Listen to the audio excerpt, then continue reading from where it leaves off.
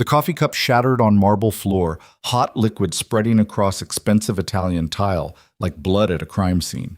Nathaniel Hayes, billionaire, widower, emotional wreck, stood frozen in the break room doorway, staring at the woman who'd just caught him looking. Again. For the third time that week. Ava Morales didn't flinch, didn't look away. Instead, she set down her phone, met his eyes directly, and said the 6 words that would destroy every wall he'd spent 5 years building. If you want to look, you can just ask. That's when Nathaniel realized he was in serious trouble. Before we dive into this mess of a love story, do me a favor, hit that like button and drop a comment telling me what city you're watching from. I want to see how far this story travels. Now, let's get into it. Nathaniel Hayes didn't believe in second chances anymore. At 32, he'd already buried a wife, survived a relationship so cold it made Austin winters feel tropical, and built an empire that put his name on Forbes lists he never wanted to be on. His real estate company owned half the luxury properties between Houston and Dallas, and people whispered his name in boardrooms like he was some kind of genius. He wasn't. He was just good at not feeling anything. The penthouse office on the 43rd floor reflected that philosophy perfectly. Glass, steel, leather, and absolutely nothing personal except a single framed photo of his daughter tucked in a desk drawer where visitors wouldn't see it.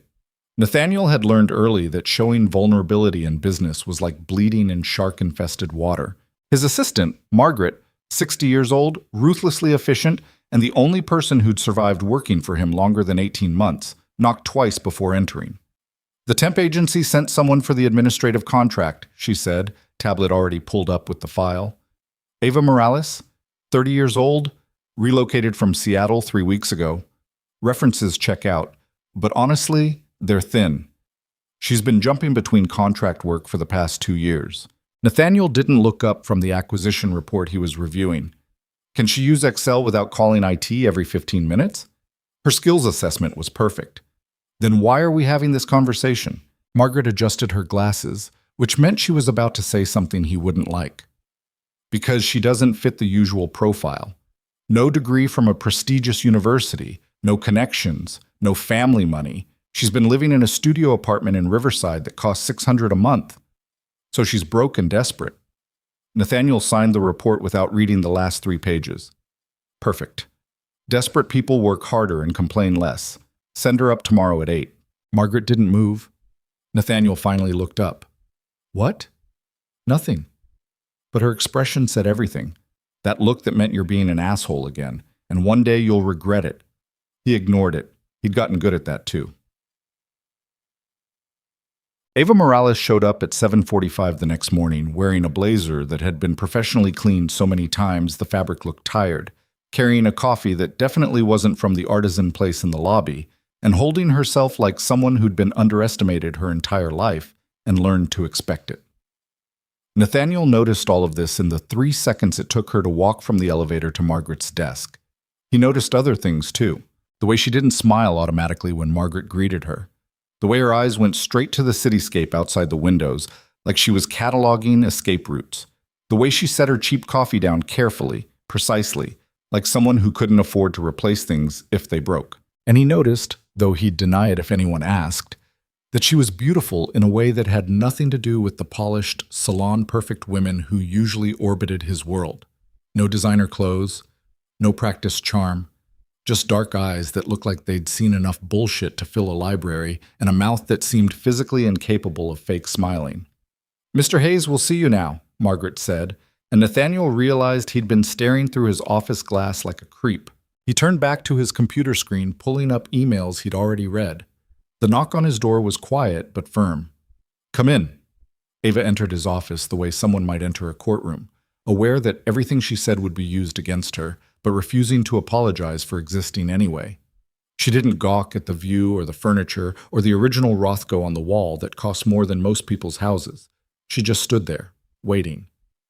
"Sit," Nathaniel said, not looking up. She sat.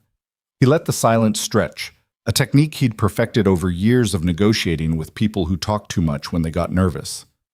Most people cracked within 30 seconds, filling the air with babbling justifications and desperate qualifications.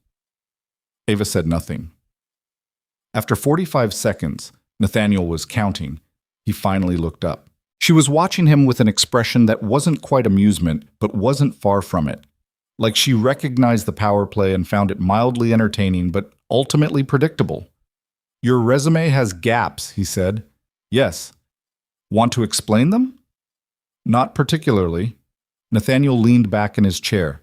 That's not how job interviews usually work. This isn't a job interview. Ava's voice was calm, factual. It's a contract position. You've already seen my skills assessment. You know I can do the work. Everything else is just you deciding whether I'll be sufficiently grateful for the opportunity. Something sparked in Nathaniel's chest that he hadn't felt in years. Genuine surprise. You think I care about gratitude? I think you care about control. She said it without malice, just observation. The temp agency mentioned you've gone through 11 administrative assistants in the past 2 years. That's not a pipeline problem. That's a management problem. Maybe they weren't qualified. Maybe you're difficult to work for. The silence that followed wasn't uncomfortable. It was something else. Something Nathaniel couldn't quite name because he'd spent so long avoiding anything that felt remotely like honest human interaction. Then Ava did something that changed everything. She smiled. Not a customer service smile. Not a placating smile. A real smile that reached her eyes and made her whole face shift into something that punched straight through Nathaniel's carefully maintained indifference. Look, she said, I need this job. I'm 3 weeks behind on rent. My car sounds like it's threatening suicide every time I start it. And I've been eating dollar store ramen so consistently that I'm pretty sure my blood is 20% sodium at this point. So I'm not going to pretend I don't need this. But I'm also not going to pretend you're not being an asshole just to see if I'll take it. Nathaniel stared at her. If you want someone who'll kiss your ass and never push back, hire one of the sorority girls downstairs who think working for a billionaire is romantic. If you want someone who will actually do the job and tell you when you're making things harder than they need to be, hire me. Either way, I need an answer by noon because I have 2 other interviews today, and I can't afford to waste time on maybe. She stood up, smoothed her tired blazer, and walked toward the door. Miss Morales? She turned. You start Monday. 8 a.m. Don't be late. For the first time since entering his office, Ava looked genuinely surprised. Seriously? I don't joke about staffing decisions. Good to know. She nodded once, professional again. I'll be here.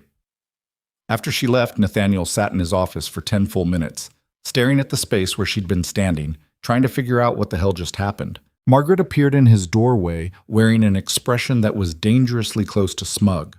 Don't, Nathaniel warned. I didn't say anything. You're thinking it. I'm thinking a lot of things. Margaret set a folder on his desk. The Riverside property acquisition needs your signature, and you have dinner with the mayor at 7. Cancel it. You've already canceled twice. He's getting annoyed. Then let him be annoyed. Nathaniel signed the folder without reading it. I need to pick up Emma from school today. That made Margaret pause. Nathaniel never picked up his daughter on weekdays. He paid people for that. Good people who were better at the warmth and patience parts of parenting than he'd ever managed to be. Is everything okay? Everything's fine. He stopped, unsure how to finish that sentence. I just want to see her. Margaret's expression softened in a way that made Nathaniel immediately uncomfortable. I'll reschedule the mayor. And Nathaniel? What? Miss Morales is right. You are difficult to work for, but maybe that's not entirely a bad thing. She left before he could respond. Emma Hayes was 7 years old, obsessed with marine biology despite living in a landlocked city, and the only person on Earth who could make Nathaniel feel like a complete human being instead of a functional sociopath in an expensive suit. She came running out of the private school pickup area wearing her backpack sideways and one shoe untied, nearly tackling him in a hug that smelled like cafeteria pizza and strawberry shampoo.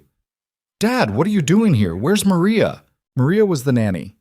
The third one in 2 years, though this one seemed to be working out because Emma actually liked her and hadn't staged any creative rebellions yet. I gave her the afternoon off, Nathaniel said, fixing her backpack straps and crouching to tie her shoe. Thought we could hang out. Just us. Emma's eyes went wide with the kind of dramatic suspicion only 7-year-olds could pull off. Are you dying? What? No. Why would you think that? Because you never pick me up from school unless someone's dying. Or you did something bad and you're trying to make up for it. She studied his face carefully. Did you fire Maria? I did not fire Maria. I just wanted to spend time with my daughter. Is that a crime? It's weird. Thanks for that. You're welcome. She's grabbed his hand as they walked toward his car. Not the Aston Martin he drove to impress clients, but the Range Rover that had car seats and juice box stains and actual evidence of human life.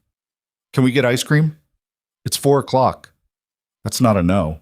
Nathaniel looked down at his daughter, at the gap-toothed smile and the hope in her eyes, and felt the familiar ache of knowing he was failing her in ways he couldn't quite fix. He worked too much. He was emotionally unavailable. He'd let her grow up in a house full of expensive things and empty rooms because he didn't know how to fill the spaces his wife had left behind. But he could buy her ice cream. Yeah, he said, we can get ice cream. Emma cheered and started listing every flavor she'd ever considered trying, a monologue that lasted the entire drive to Amy's Ice Cream on Guadalupe Street. They sat outside at one of the metal tables, Emma destroying a scoop of Mexican vanilla with hot fudge, while Nathaniel nursed black coffee and pretended the sugar high wouldn't make bedtime a nightmare. Dad? Do you ever get lonely? The question hit him like a physical blow. He set down his coffee carefully, buying time. What makes you ask that? Emma shrugged, suddenly fascinated by her ice cream. I don't know. Maria says you work a lot because you're lonely, but I told her that's stupid because you have me. Nathaniel felt something crack in his chest. You're right. I have you. But do you have friends? I have business associates. That's not the same thing. She said it with the absolute certainty of childhood wisdom. Friends are people you like even when they're not useful. Where did you hear that? I made it up, but it's true.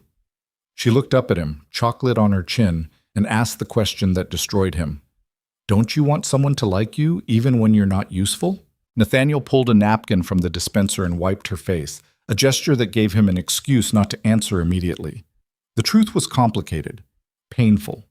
Wrapped up in grief he'd never properly processed, and fear he'd never properly acknowledged. After Sarah died, after the car accident that took her away when Emma was barely 2, Nathaniel had convinced himself that loving people completely was too dangerous. So he dated Caroline for 18 months, a relationship so emotionally sterile it might as well have been a business arrangement. When that imploded, he decided love itself was the problem. Being needed was safer than being wanted. Being useful was easier than being vulnerable. But sitting across from his 7-year-old daughter, who somehow understood human connection better than he did, Nathaniel realized he'd been lying to himself. Yeah, he said quietly. I think I do. Emma smiled, satisfied with this answer in the way kids are when adults finally tell them something true. Good. Because you're kind of grumpy when you're alone too much. I'm grumpy all the time. Yeah, but it's worse when you're alone.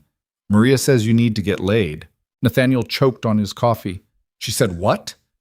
She didn't say it to me. Emma was laughing now, delighted by his reaction. She said it to her boyfriend on the phone, but I heard it. We're having a conversation about boundaries when we get home. Can we have it after I finish my ice cream? Yes, finish your ice cream. They sat in comfortable silence for a while, watching students from UT walk past with textbooks and skateboards, and the kind of casual freedom that felt like a foreign language to Nathaniel now. He'd built an empire, made millions, created something from nothing, but he'd forgotten how to be a person. Emma reached across the table and grabbed his hand, her small fingers sticky with chocolate. I love you, Dad. I love you too, sweetheart. Even when you're grumpy. Even when I'm grumpy. On the drive home, Emma fell asleep in her car seat, exhausted from sugar and sunshine and the emotional labor of trying to fix her father's life. Nathaniel carried her inside, put her to bed still in her school clothes because some battles weren't worth fighting, and then stood in his massive kitchen feeling the weight of the silence. His phone buzzed. A text from Margaret. The new hire paperwork is ready. Miss Morales starts Monday. Try not to scare her away in the first week. Nathaniel stared at the message, thinking about dark eyes that saw through his bullshit and a voice that didn't soften its edges to make him comfortable. He didn't respond. Instead, he poured himself 2 fingers of whiskey he didn't really want and stood at the window overlooking downtown Austin, watching lights flicker on in buildings full of people who probably had friends and relationships and lives that weren't built entirely around avoiding feelings. Somewhere out there, Ava Morales was probably eating dollar store ramen in a $600 apartment, grateful for a job she'd had to fight for, completely unaware that she'd already started dismantling everything Nathaniel had built to keep himself safe. He should have hired someone else, someone forgettable, someone who wouldn't look at him like he was just a man instead of a brand, someone who wouldn't make him feel things he'd spent 5 years learning how to suppress. But it was too late now. Monday morning, she'd walk into his office, and nothing would ever be the same. The weekend passed in a blur of Emma's swim lessons, conference calls with Hong Kong investors, and a charity gala Nathaniel attended alone because bringing a date implied interest in human connection, and he'd already hit his quota of vulnerability for the week. Sunday night, he lay awake in his king-size bed, custom mattress, Egyptian cotton sheets, temperature controlled to exactly 68 degrees, and stared at the ceiling, thinking about a woman he'd spoken to for less than 10 minutes. This was ridiculous. He didn't know anything about her except that she was broke, blunt, and completely unimpressed by his money. That wasn't a foundation for anything except professional competence, which was exactly what he needed. The fact that he couldn't stop thinking about the way she'd called him an asshole without flinching meant nothing. The fact that her smile had felt like sunlight breaking through clouds meant nothing. The fact that he'd pulled up her file 3 times over the weekend just to look at her employee photo meant less than nothing. Nathaniel Hayes didn't do feelings anymore. He'd learned that lesson the hard way. Quote, Monday morning arrived with the kind of aggressive sunshine that made Austin feel like it was personally offended by anyone who wasn't a morning person. Nathaniel got to the office at 6:30, which was late for him, and immediately buried himself in work that didn't require thinking about the new hire starting in 90 minutes. At 7:55, Margaret knocked on his door. "She's early," his assistant said, and there was something in her voice that sounded like approval. "Waiting at my desk. Should I send her in?" "Give me 5 minutes." Margaret nodded and closed the door. Nathaniel stood up, straightened his tie, sat back down, pulled up a random email, then closed it because he wasn't fooling anyone, least of all himself.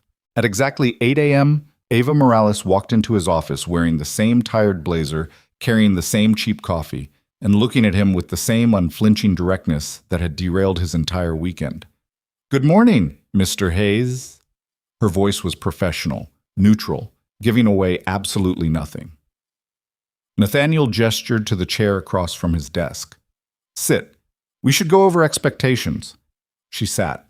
For the next 20 minutes, he outlined her responsibilities, managing his calendar, fielding emails, coordinating with department heads, and generally making sure his day ran smoothly enough that he could focus on actual business instead of administrative chaos. Ava listened without interrupting, occasionally making notes on a pad she'd pulled from her bag. "Questions?" Nathaniel asked.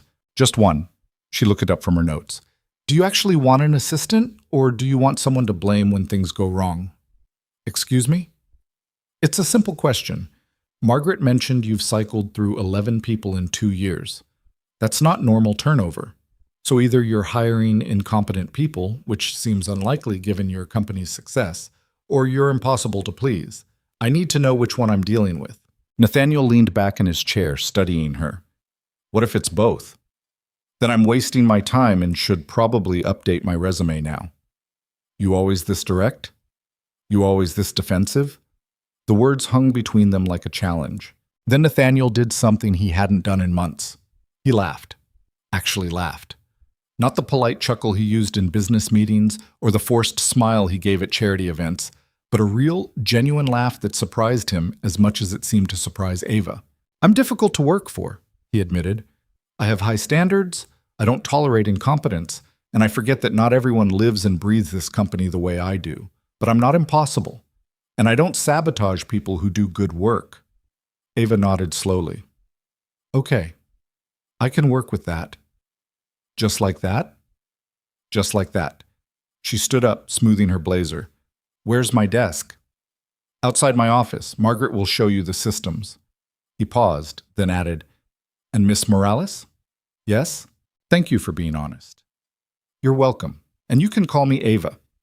Miss Morales makes me feel like I'm in trouble with a high school principal." After she left, Nathaniel sat in his office feeling something dangerous stirring in his chest. Interest. Actual, genuine interest in another human being. He tried to smother it immediately. This was professional. She worked for him. End of story. But 3 hours later, when he walked past her desk to grab coffee from the break room, he caught himself glancing at her computer screen to see what she was working on. And when she looked up and caught him staring, instead of looking away like a normal person, he just stood there like an idiot. Need something? Ava asked. Coffee. The break room's that way. She pointed without looking, already back to typing. Nathaniel continued to stand there. Ava stopped typing and turned to face him fully. Mr. Hayes, are you okay? Fine. Just thinking. About coffee? About work? While staring at my desk? I wasn't staring. You were definitely staring. This was absurd. He was a billionaire CEO. He'd negotiated deals with international investors. He'd rebuilt a company from near bankruptcy. He did not get flustered by administrative assistants. I'll be in the break room, he muttered, and walked away with as much dignity as he could salvage, which turned out to be none. Because when he got to the break room and started pouring coffee, he was so busy trying not to think about Ava that he didn't notice the cup was already full until hot liquid was pouring over his hand and onto the marble counter. Shit! He jerked his hand back, coffee spraying across his sleeve and dripping onto the Italian tile that probably cost more per square foot than Ava's monthly rent. And then he heard her voice behind him. If you want to look, you can just ask. Nathaniel turned around. Ava was standing in the doorway, holding a stack of files, wearing an expression that was somewhere between amusement and concern. I wasn't... You were staring at my desk for 30 seconds, she said calmly, setting down the files and grabbing paper towels from the dispenser. Either you're having a stroke or you were staring. And since you made it to the break room under your own power, I'm going with staring. She handed him the paper towels. Their fingers touched. It was brief, meaningless. The kind of incidental contact that happened 1,000 times a day in offices everywhere. But Nathaniel felt it like an electric shock. Thanks, he managed. You're welcome. Ava started cleaning up the spilled coffee with efficient, practiced movements that suggested she'd spent a lot of time cleaning up other people's messes. You should probably change your shirt. Coffee stains are hard to get out. I have a spare in my office. Of course you do. She didn't say it meanly, just matter of fact, like she was cataloging the differences between his world and hers. They cleaned in silence for a minute, Nathaniel acutely aware of how close they were standing, how the break room suddenly felt too small, how her perfume, something simple and floral that probably cost $20 at Target, was more distracting than any expensive scent he'd encountered at galas and fundraisers. Can I ask you something? Ava said, tossing the used paper towels in the trash. Depends on the question. Why did you really hire me? Nathaniel looked at her, really looked at her, and saw someone who'd been overlooked and underestimated her entire life, and was tired of pretending not to notice. Because you're the first person in 2 years who treated me like a human being instead of a paycheck, he said honestly. Ava blinked, clearly not expecting that answer. Oh. And because you were right, I am difficult to work for, but you called me on it instead of just taking it, and I respected that. Respect doesn't pay my rent. The salary does. True. She smiled then, that same real smile that had punched through his defenses during the interview. Well, for what it's worth, I think you're less of an asshole than you pretend to be. Is that supposed to be a compliment? It's an observation. Whether it's a compliment depends on whether you like being an asshole. Before Nathaniel could respond, Margaret's voice came through the intercom on the break room phone. Mr. Hayes, the Singapore call is in 5 minutes. Reality crashed back. He had work. She had work. This moment, whatever it was, needed to end. I should go, he said. You should change your shirt first, unless you want Singapore to think you can't handle a coffee machine. Right, shirt. He walked past her toward the door, then stopped, turned back. Ava? Yeah? Thank you for helping clean up. It's literally my job. No, it's not. You're an administrative assistant, not a janitor. And you're a billionaire, not someone who usually says thank you. I guess we're both full of surprises. Nathaniel left the break room feeling like he'd just survived something he didn't fully understand. Back in his office, he changed into the spare shirt he kept for emergencies, took the Singapore call without retaining anything they discussed, and then sat at his desk staring at nothing while his brain tried to process what was happening. He was attracted to his assistant. No, scratch that. He was interested in his assistant, genuinely interested in her as a person, not just physically attracted, though that was definitely part of it too. This was a disaster. He'd built his entire life around emotional distance, around keeping people at arm's length so they couldn't get close enough to hurt him, around being needed but never needing anyone back. And here was Eva Morales, 3 hours into her first day, casually demolishing 5 years of carefully constructed defenses with nothing more than honesty and a smile. He needed to shut this down. Professional boundaries, appropriate workplace behavior, all the rules he'd never had to enforce before because he'd never been remotely tempted to break them. Margaret appeared in his doorway. How was Singapore? Fine. You agreed to terms they proposed last week that you said were unacceptable. I did? You did. She crossed her arms. What's going on with you? Nothing. I'm fine. You're many things, Nathaniel, but fine isn't one of them. She studied him with the kind of knowing look that made him want to crawl under his desk. This is about her, isn't it?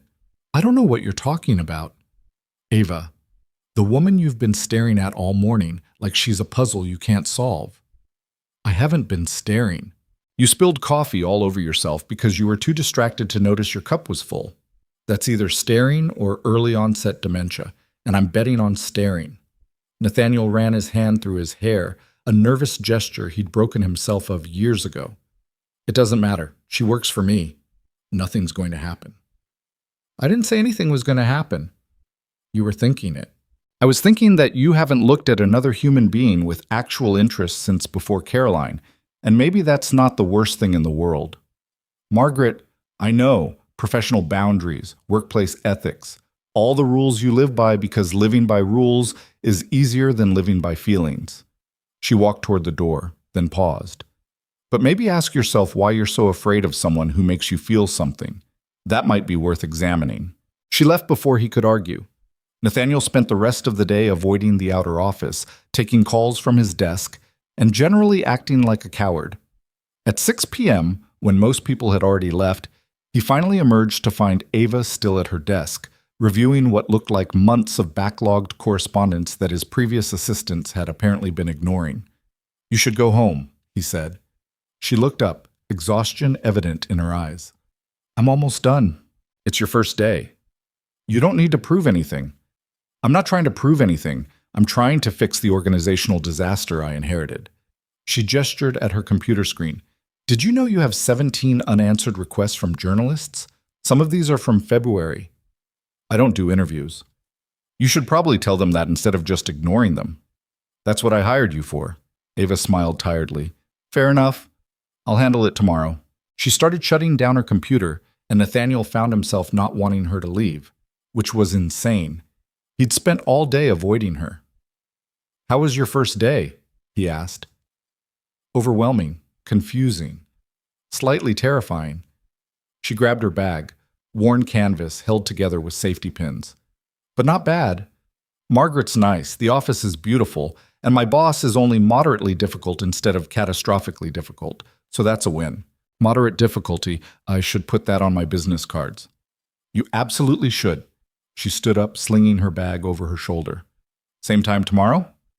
Same time tomorrow. She walked toward the elevator, and Nathaniel watched her go like an idiot until Margaret appeared at his elbow and said, You're staring again. I'm aware. Good. Self-awareness is the first step toward recovery. Recovery from what? Margaret smiled. You'll figure it out. That night, after picking up Emma from the nanny and reading her 3 chapters of a book about bioluminescent jellyfish, Nathaniel lay in bed staring at a ceiling again. This was just physical attraction, chemical reactions in his brain, pheromones or proximity or whatever biological explanation justified why he couldn't stop thinking about someone he barely knew. It would pass. It had to pass. Because Nathaniel Hayes didn't believe in love anymore. He believed in work, in responsibility, in being useful and needed and safe. Love was dangerous. Love required vulnerability. Love meant giving someone the power to destroy you, and he'd already been destroyed once. He wouldn't survive it again. So tomorrow, he'd be professional, distant. The boss, not the man. Tomorrow, he'd remember all the reasons why this was a terrible idea. Tomorrow, he'd stop feeling things he'd sworn never to feel again. But tonight, just for tonight, he let himself imagine what it might be like if he wasn't so broken. If he could be the kind of man who could walk up to a woman like Eva Morales and say something honest and true and brave. If he could be someone worth knowing instead of just someone worth working for. The thought stayed with him until sleep finally came, and even then it followed him into dreams he'd forgotten he was capable of having. Outside his window, Austin glittered like scattered diamonds. And somewhere across the city, in a $600 apartment, Eva Morales was probably thinking about work and rent and survival, all the practical things that consumed her life. She wasn't thinking about her billionaire boss. Why would she? He was just another man in a long line of people who'd underestimated her, used her, or forgotten about her the moment she walked out of a room. But Nathaniel was starting to realize that he didn't want to be just another man. He wanted to be someone she remembered, and that terrified him more than anything had in 5 years. 3 weeks passed before Nathaniel realized he was in serious trouble. Not the kind of trouble that came with failed acquisitions or angry investors. The kind that came from standing outside his own office at 8:15 in the morning, pretending to review emails on his phone while actually waiting to see if Ava would smile at him when she arrived. She did, every single morning. Not a fake smile, not a professional smile, just a quick, genuine acknowledgement that said, "I see you standing there pretending to be busy, and we both know what you're actually doing." It was driving him insane. "You know she can see you through the glass, right?" Margaret said one morning, appearing beside him with coffee that smelled expensive because she had taste, and he paid her enough to indulge it. "You're not subtle. I'm reviewing the Tokyo briefing. You're staring at the elevator like a golden retriever waiting for its owner to come home." Nathaniel shot her a look that would have sent most employees scrambling for cover. Margaret just sipped her coffee, completely unbothered. "I don't know what you're talking about." "Nathaniel, I've worked for you for 6 years. I've watched you negotiate billion-dollar deals without blinking. I've seen you fire executives without hesitation, and I've never, not once, seen you this rattled by another human being." "I'm not rattled." "You reorganized your entire schedule last week so your meetings would coincide with her lunch break. You're rattled." He wanted to argue. He really did, but Margaret was right, and they both knew it. Over the past 3 weeks, Ava had become essential to his daily functioning in ways that had nothing to do with administrative competence. She'd reorganized his calendar so efficiently that he actually had time to breathe between meetings. She'd fielded journalist requests with responses so perfectly calibrated that 2 of them had actually printed retractions for previous hit pieces. She'd even somehow convinced the head of acquisitions, a man Nathaniel actively disliked, to stop sending passive-aggressive emails at 2 a.m. But more than that, she'd made the office feel different. Less like a sterile monument to corporate success, and more like a place where actual humans worked. She brought cheap coffee every morning in a travel mug covered in stickers from national parks she'd probably never been able to afford to visit.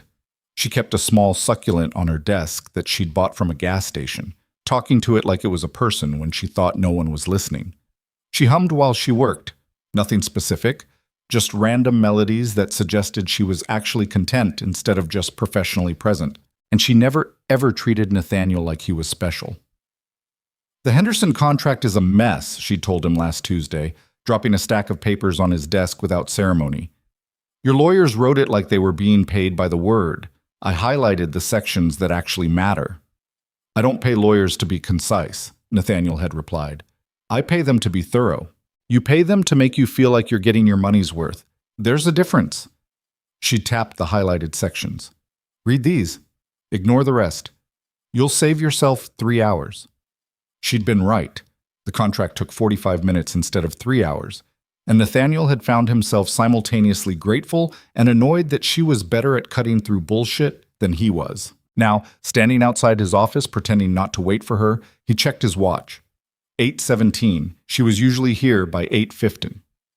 "She's probably stuck in traffic," Margaret said, reading his mind in that infuriating way she had. "Relax." "I'm perfectly relaxed." "You're checking your watch every 30 seconds.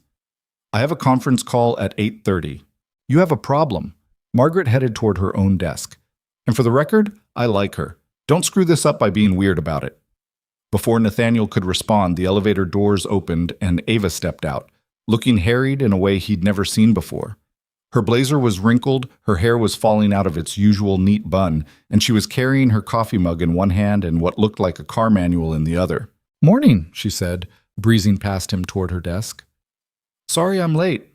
My car finally made good on its suicide threats and died in the middle of Lamar Boulevard. Had to wait for a tow truck."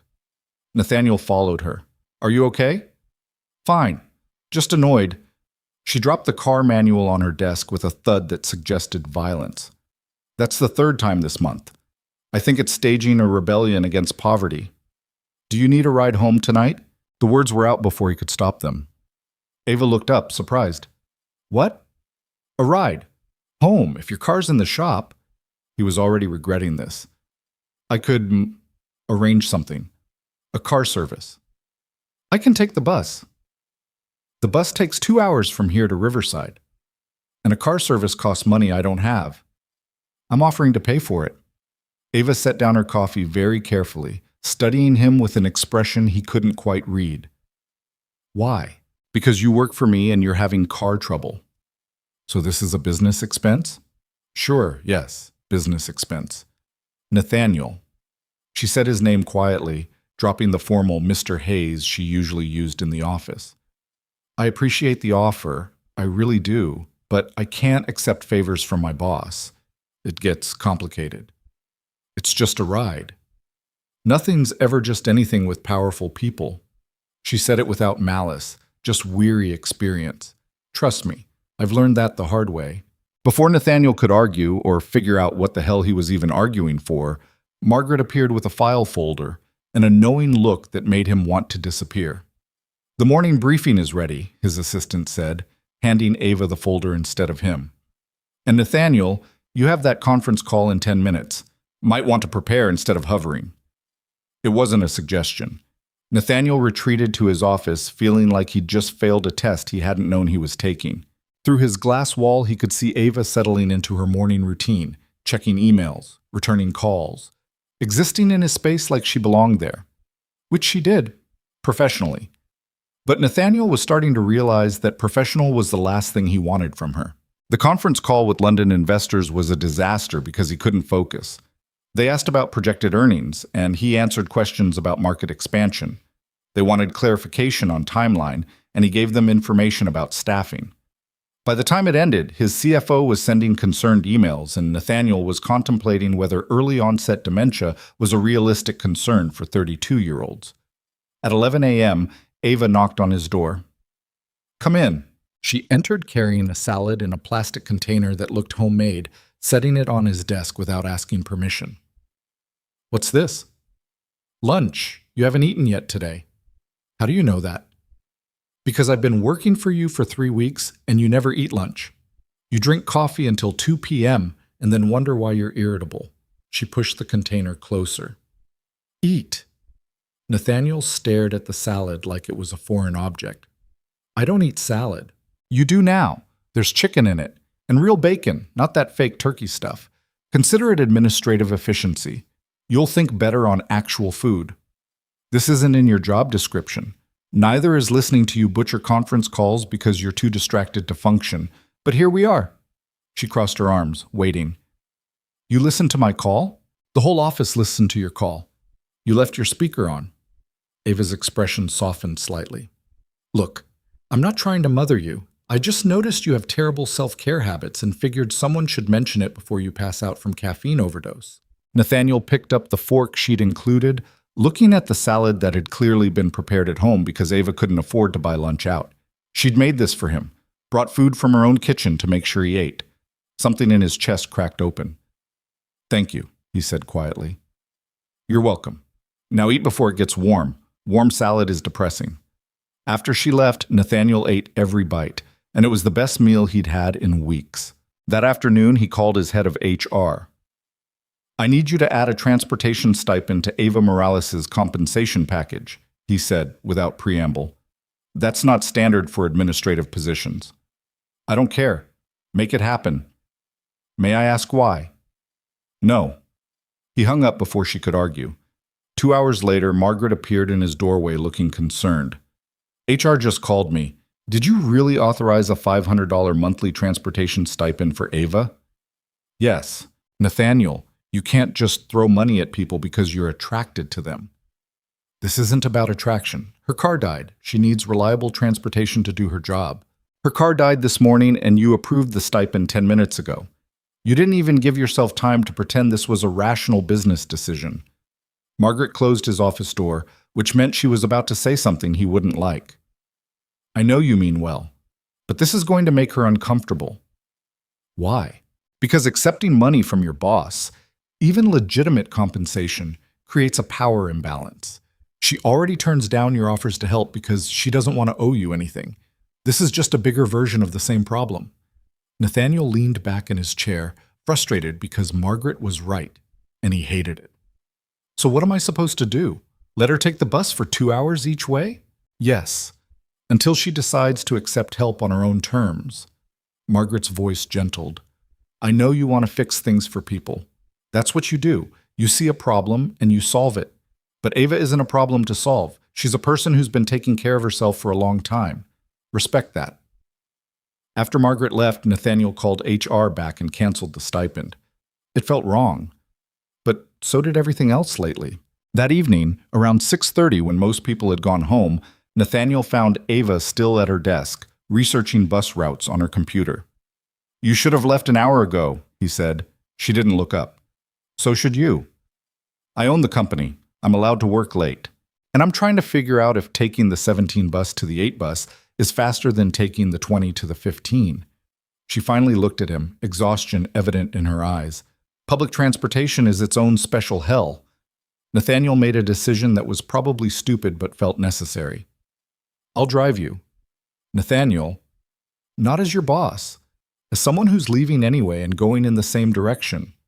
You live in Westlake. I live in Riverside. That's not the same direction. It's the same city.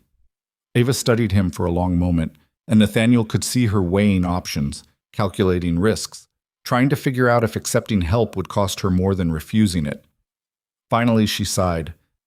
Okay, but just tonight, and you're not coming upstairs. I wouldn't dream of it. They took his Range Rover because the Aston Martin seemed aggressively inappropriate for the situation. Ava gave him directions in short, efficient bursts, staring out the window at the city passing by. You don't have to do this, she said after 10 minutes of silence. I know. So why are you? Nathaniel gripped the steering wheel tighter. Because Margaret made me cancel the transportation stipend I tried to add to your salary, and I felt guilty. That made Ava laugh, a real laugh that filled the car with warmth. You tried to give me a transportation stipend? Is that funny? It's very you. See problem, throw money at it, hope it goes away. She was still smiling. For what it's worth, I appreciate the thought. But Margaret was right to make you cancel it. Why? Because I don't want your charity, Nathaniel. I want to earn what I have. A transportation stipend isn't charity. It's compensation. Only if everyone at my level gets it. Otherwise, it's special treatment, and special treatment always comes with strings. She turned to look at him. I've been poor my whole life. You know what I've learned? Rich people don't give poor people money for free. They give it to feel good about themselves, or because they want something, or because it makes them feel powerful. And I'm done being someone's charity case. The words stung because they were true. Nathaniel had wanted to help her, but he'd also wanted to be the person who helped her, wanted to feel useful, wanted to matter in her life in a way that had nothing to do with being her boss. I don't think you're a charity case, he said quietly. Then what do you think I am? It was a dangerous question with 1,000 wrong answers and maybe one right one that he wasn't brave enough to say. I think you're someone who deserves better than a car that breaks down and a 2-hour bus commute and dollar store ramen for dinner. That's just a nice way of saying you pity me. No, it's a way of saying I respect you enough to be honest about the fact that life's been unfair to you. Ava was quiet for a moment. Then she said, Turn left here. My building's the one with the broken fence. Nathaniel pulled up to a building that made his heart hurt. Cracked stucco. Barred windows. A parking lot full of cars that looked like they were held together with duct tape and prayer. This was where she lived. This was where she went every night after working in his glass tower with its marble floors and original artwork. Thanks for the ride, Ava said, unbuckling her seatbelt. Ava, don't. She looked at him with something like sadness. Don't look at my building like it's a tragedy. This is my life. I'm not ashamed of it. I didn't mean, yes, you did. You looked at my apartment the same way everyone with money looks at poor people, like we're something broken that needs fixing. She grabbed her bag. I'll figure out the bus situation. You don't need to worry about me. She was out of the car before he could respond. Nathaniel sat in his Range Rover watching her walk into that building and felt like the world's biggest asshole. He'd wanted to help. Instead, he'd made her feel small. The drive back to Westlake took 20 minutes and felt like punishment. His house, mansion really, looked obscene after seeing where Ava lived. 14,000 square feet for 2 people. A pool no one used. Rooms he'd never even entered. Emma was already asleep when he got home, exhausted from swim practice, according to Maria. Nathaniel stood in his daughter's doorway watching her breathe, this small, perfect person who depended on him to not screw up too badly, and wondered what the hell he was doing. He couldn't stop thinking about Ava. But he couldn't help her without making her feel patronized. He couldn't be honest about his feelings without crossing professional boundaries. He couldn't keep pretending he didn't care without lying to himself and everyone around him. He was trapped in a situation of his own making, and the worst part was knowing that Ava was right.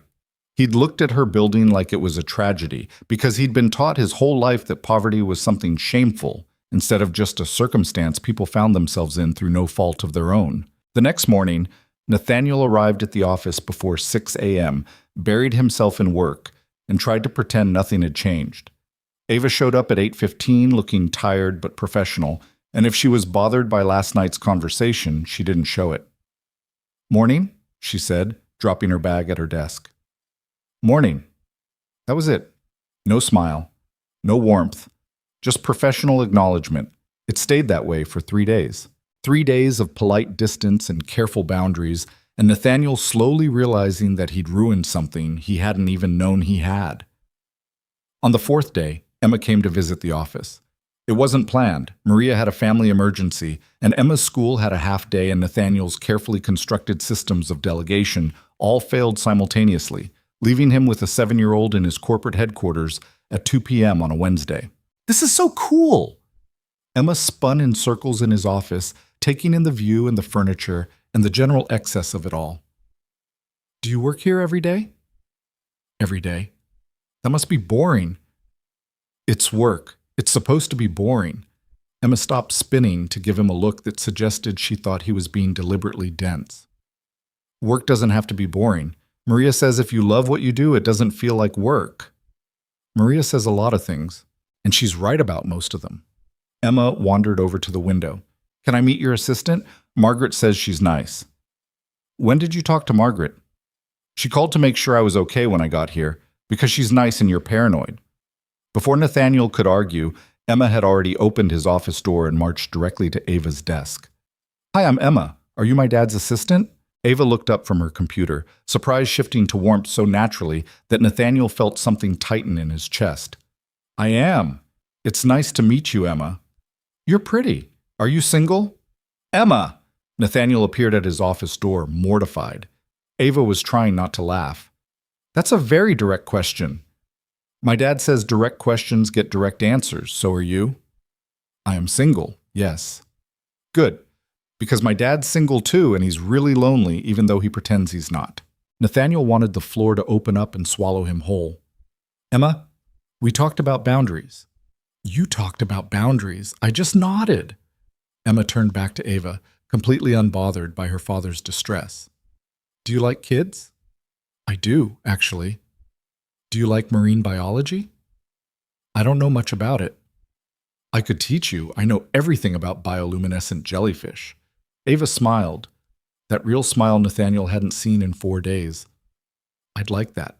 They talked for 20 minutes about jellyfish and ocean currents and whether octopuses were actually aliens. Ava listened like Emma's 7-year-old marine biology lecture was the most important thing she'd heard all week, asking questions that proved she was actually paying attention instead of just being polite. And Nathaniel stood there watching them, his daughter and his assistant, and felt something he hadn't felt since Sarah died. Hope. Dangerous, terrifying hope that maybe his life didn't have to be defined by loss and distance and emotional unavailability. "She's great," Ava said quietly, after Emma got distracted by Margaret's offer to show her the executive break room. "You've done a good job with her." "I've mostly just tried not to screw her up too badly." "That's what parenting is, controlled screwing up." Ava hesitated, then added, "I'm sorry about the other night. In the car, I was defensive." "You had every right to be defensive. I was being condescending." "You were being human. Humans react to things." She met his eyes. "I'm not used to people actually caring about my situation without wanting something in return. It made me uncomfortable." "I don't want anything from you, Ava." The lie felt bitter on his tongue because it wasn't true. He wanted everything from her: her time, her attention, her smile, her thoughts, her presence in his life, in ways that had nothing to do with work and everything to do with the fact that she made him feel like a person instead of a role. But he couldn't say any of that. So he stood there like a coward while the truth hung between them, unspoken. "I should get back to work," Ava said finally. "Yeah, me too." That night, after dropping Emma off at home and enduring her 20-minute analysis of why Ava was perfect for him, Nathaniel made a decision. He needed to get his life under control, which meant creating distance between himself and Ava before he did something stupid that would ruin her career and his carefully maintained emotional equilibrium. Starting tomorrow, he'd be professional, distant, the boss she needed instead of the man he wanted to be. It lasted exactly 6 hours. Because the next morning, Ava showed up to work with homemade breakfast tacos wrapped in foil, setting one on his desk without ceremony before heading to her own station. Nathaniel unwrapped it slowly, finding perfectly scrambled eggs, cheese, salsa, and a note written on a napkin. "You still don't eat enough. This one's got bacon. You're welcome." He sat in his expensive office, eating a breakfast taco his assistant had made in her $600 apartment, and realized that every wall he'd built to keep people out was completely useless against someone who just quietly walked through them like they didn't exist. Ava Morales was going to destroy him. And the terrifying part was that he was starting to think he might let her. The breakfast tacos became a routine Nathaniel didn't deserve but couldn't bring himself to stop. Every Tuesday and Thursday, Ava showed up with food she'd made in her tiny apartment kitchen, wrapped in foil like gifts he hadn't asked for but desperately needed. He tried paying her back once. She'd looked at the $50 bill he'd left on her desk like it was an insult, picked it up between 2 fingers, and dropped it in his coffee mug. "Don't do that again," she'd said quietly. He hadn't. Instead, he started leaving her things that weren't money. A book about marine biology he'd found at a used bookstore. A coffee mug from a fancy shop that didn't look like it was held together with spite and determination. A succulent that matched the one on her desk, because he'd noticed hers was dying and thought maybe it needed a friend. She never said thank you. But the book appeared on her desk with sticky notes marking pages she'd read. The mug became her new daily carrier. The succulent sat next to its dying companion like a tiny green bodyguard, and Nathaniel told himself this was normal, professional, the kind of thing colleagues did for each other. Margaret saw right through it. "You're courting her," his assistant said one afternoon, appearing in his doorway with that look that meant she was about to ruin his carefully maintained denial. "I'm being collegial. You bought her a succulent. She likes plants." "Nathaniel, you don't even know what a succulent is. I watched you Google it." He had no defense for that. The truth was, he'd spent 2 weeks learning everything about Ava Morales that he could observe without being creepy. She drank her coffee black with exactly 1 sugar. She hummed when she was concentrating, usually off-key. She was left-handed but used her mouse with her right hand, which meant she'd probably been forced to adapt in a world built for right-handed people. She touched her collarbone when she was nervous, a gesture so subtle most people wouldn't notice. Nathaniel noticed everything. And he was starting to realize that noticing everything about someone meant you were already in too deep to pretend otherwise. The breaking point came on a Wednesday morning in late October. Nathaniel arrived at the office at his usual 6:30 to find Ava already at her desk, which was unusual because she normally showed up at 8:15 with military precision. She was staring at her computer screen with an expression he'd never seen before. Not tired, not frustrated, but something harder, angrier. "You're here early," he said. She didn't respond. Nathaniel walked closer, concern overriding his usual careful distance. Ava, I need to tell you something. Her voice was flat, controlled in a way that suggested she was holding something volcanic just beneath the surface. And I need you to not fire me for it. What happened? My ex-boyfriend is coming here. The words hit Nathaniel like a physical blow. What? Marcus. We dated for 2 years in Seattle. He's the reason I left. Ava finally looked at him, and the pain in her eyes made Nathaniel want to break something. He called me last night, said he's in Austin for business and wants to talk. I told him no, multiple times, but he just texted that he's coming to my office at 10 a.m. whether I want him to or not. Nathaniel's hands clenched into fists. That's harassment. That's Marcus. He doesn't take no for an answer. Never has. She looked back at her computer. I'm telling you because I don't want you to be blindsided when some guy shows up demanding to see me. And because if I handle this badly, I don't want it to reflect on the company. Ava? Nathaniel waited until she looked at him again. You're not getting fired, and you're not handling this alone. I can take care of myself. I know you can, but you don't have to. Something shifted in her expression, surprise mixed with something that might have been relief. You'd really back me up? Without question. They stared at each other for a long moment, and Nathaniel felt something fundamental change between them. An understanding that went beyond professional courtesy into something more honest and dangerous. Then Ava's phone buzzed. She glanced at it, and her jaw tightened. He's in the lobby. Nathaniel checked his watch, 9:15. He's 45 minutes early. He does that, shows up uninvited and early so you can't prepare. Ava stood up, smoothing her blazer in a gesture that looked like armor. I'll go down and deal with this. No. Nathaniel, tell security to send him up to the 43rd floor. We'll handle this here. When she started to argue, he added, You said you didn't want this to reflect badly on the company. Having a confrontation in the lobby where clients can see is worse than having one in a private office. She considered this, then nodded. Okay, but I don't need you to fight my battles. I know. I'm just standing beside you while you fight them yourself. The look she gave him then was worth every confused feeling he'd been trying to suppress for the past 6 weeks. 10 minutes later, the elevator doors opened and a man stepped out who made Nathaniel's instincts scream danger in ways that had nothing to do with physical threat and everything to do with emotional manipulation. Marcus was handsome in that carefully cultivated way that suggested he spent a lot of time thinking about his appearance. Expensive haircut, designer suit that probably cost more than Ava made in a month, and the kind of confident smile that said he'd never been told no by anyone who mattered. He was also carrying a box. Ava. Marcus's voice was smooth, practiced. You look good. Austin's treating you well. Ava stood up from her desk, her posture rigid. What are you doing here, Marcus? I told you, I wanted to talk. He set the box down on her desk without asking permission. I brought some of your things, stuff you left behind. I didn't leave anything behind. I took everything that mattered. Well, I found these and thought you might want them. Marcus finally seemed to notice Nathaniel standing in his office doorway. Who's this? New boyfriend? My boss. Ava's voice could have cut glass. Nathaniel Hayes, this is Marcus Chen. Marcus, you have 5 minutes to say whatever you came to say, and then you're leaving. Marcus's smile didn't waver, but something cold flickered in his eyes. Still so defensive. I came all this way to see you, and this is the reception I get?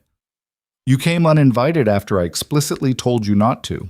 Because I knew you didn't mean it. You always say things you don't mean when you're upset. He reached for her hand. Ava stepped back. Don't touch me. Baby, come on, can we talk, privately? Marcus shot Nathaniel a look that was clearly meant to dismiss him. Nathaniel didn't move. Anything you need to say, you can say here, Ava said. Marcus sighed, going for wounded instead of angry. Fine. I'll say it here. I made a mistake. Letting you go was the biggest mistake of my life, and I want you back. The silence that followed was suffocating. Nathaniel watched Ava's face carefully, looking for any sign that she was affected by this, but her expression remained neutral, controlled, revealing nothing. You didn't let me go, she said finally. I left. There's a difference. Semantics. The point is we were good together. You know we were. We were terrible together. You controlled where I went, who I talked to, how I spent my money. You criticized everything I did and made me feel like I was never good enough. I was trying to help you improve yourself. By telling me I dress cheap, by suggesting I lose weight, by monitoring my phone because you said you were worried about me? Ava's voice was rising now, years of suppressed anger finally finding air.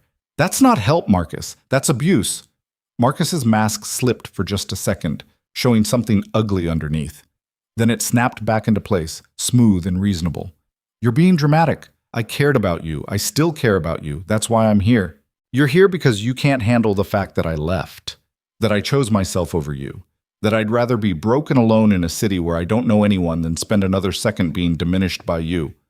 Ava, we're done, Marcus. We've been done for a year. Go back to Seattle and leave me alone. Marcus's jaw tightened. You think you're better off here, working some admin job for some rich asshole who probably doesn't even see you as a person? That's when Nathaniel stepped forward.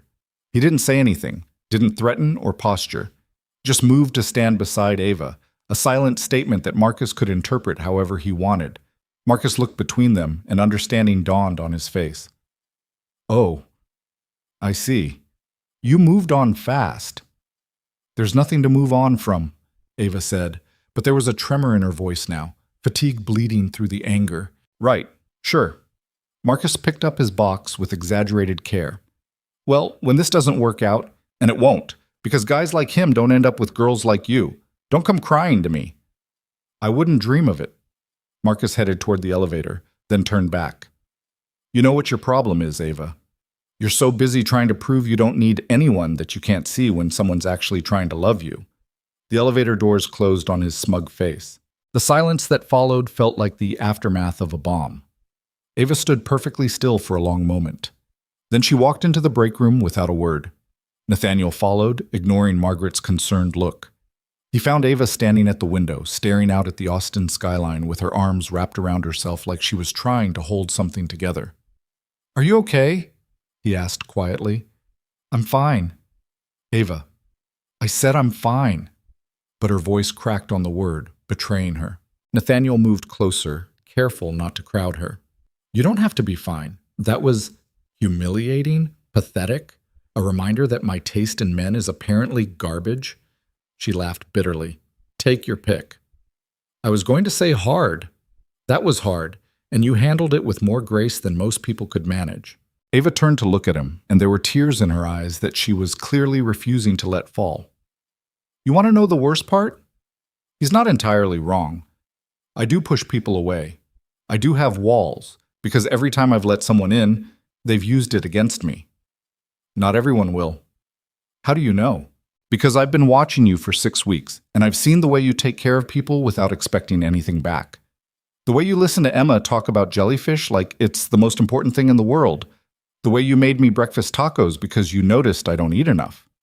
Nathaniel took a breath, stepping closer to the edge of honesty than he'd been since Sarah died. You're not the problem, Ava. The people who made you feel like you were, they're the problem.